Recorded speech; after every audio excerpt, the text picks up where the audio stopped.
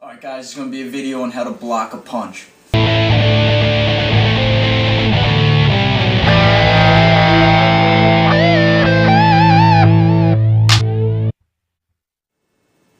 Alright, hey guys, I'm Shane. I'm Taylor. There's my brother here. So last video was about how to get over blinking when the punches are coming in a fight. This one's going to be a continuation of that, and we're going to be teaching you how to block the actual punch. So now that you have your confidence up from the building confidence video, and you're not blinking when the punches are coming in, now you're going to be able to see where the punches are coming and how to block them. Okay, so this is going to be geared towards more of street fighters.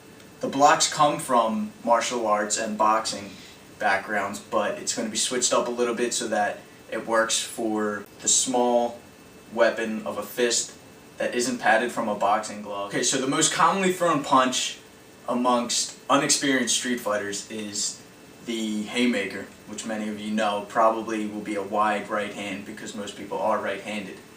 Alright, Taylor's going to demonstrate a sloppy haymaker, and I'm going to be blocking it, so it's going to look like this.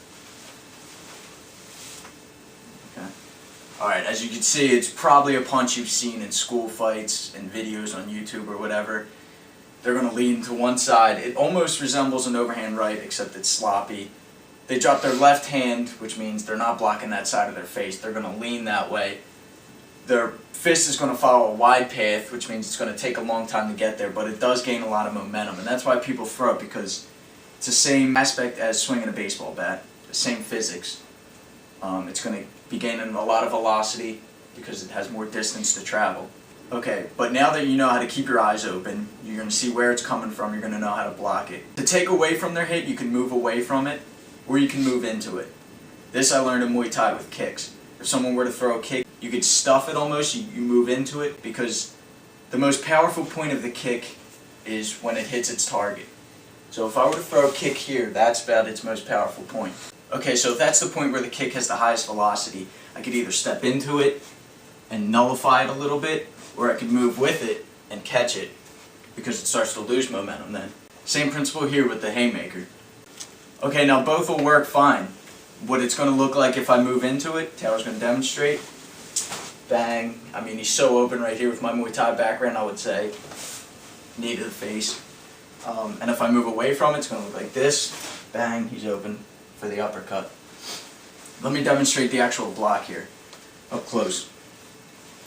Okay, so when he throws that punch, all I'm doing is just I'm going to bring my wrist to my ear. You can even grab the crown of your head.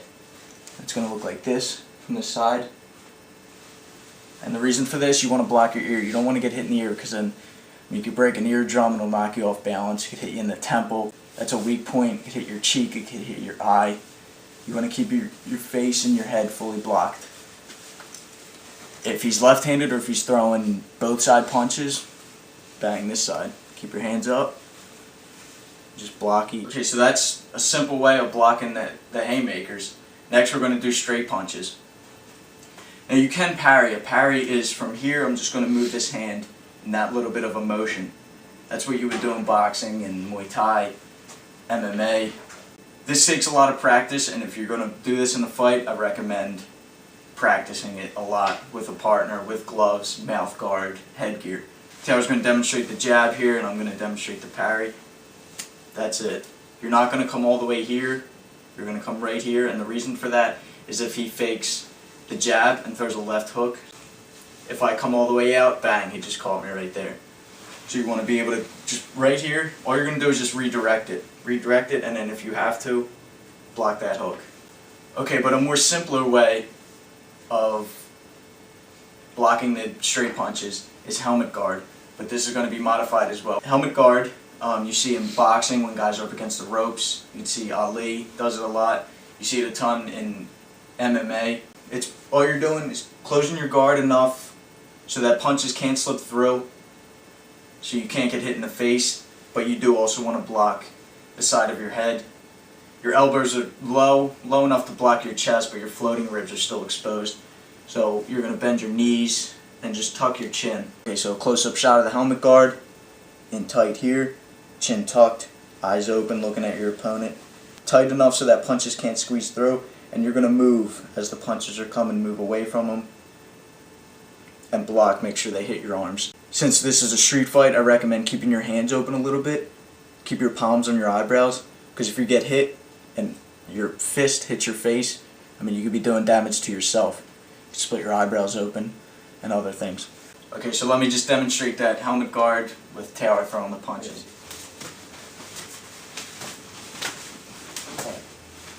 Alright, now you're actually going to be feeling these punches. They're going to be coming at you. You can't just stand there and be a heavy bag. You got to throw the punches back, you got to counter, which is what my next video is going to be on, so stay tuned. Another thing with that helmet guard, if he's throwing straight punches, and he might be throwing hooks as well, or uppercuts if he knows what he's doing, if he's trying to get fancy. One thing to turn your defense into offense, bring that helmet guard, bring your elbows up a little bit so that he punches your elbow. If he punches your elbow with a good hit, he's going to break his hand.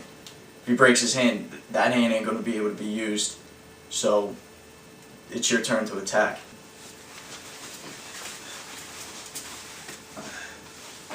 Alright, now if, like I said, he gets a solid hit and hits my elbow, that's his hand right there, or his knuckles. Even if it doesn't break, it's going to hurt, and he's going to be hesitant in throwing any more of those. Alright, so up close, here's the helmet guard. When the punches are coming in, just turn it up a little bit. Rotate your body and your hips. Make sure you keep it narrow so you're blocking the punches. And you don't actually have to be precise. Let him do all the work. Alright, just to recap real quick. Make sure in your guard, you're in tight. Hands are at eyebrow level. And your elbows are right below your fists. This way you're guarding your ribs as best as possible. Elbows are in tight. Chin tucked. Eyes looking forward. Knees bent.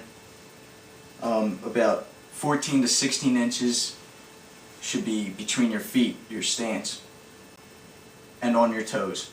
Don't be flat-footed so you can move around. I'm going to be talking more about footwork in the following video after the counter punching. Alright, that wraps us up. Like I said, we got a few more videos that are going to be a continuation of this one and the one before, so it's going to be, you're going to be getting over the blinking. Now you know how to block. Next is going to be how to counter after you block, and after that's going to be proper footwork. You get all that down, all those techniques, and practice that, you're going to be the ultimate fighting machine. So stay tuned, subscribe, see you guys next time. I'm Shane. I'm Taylor. FightTips.com.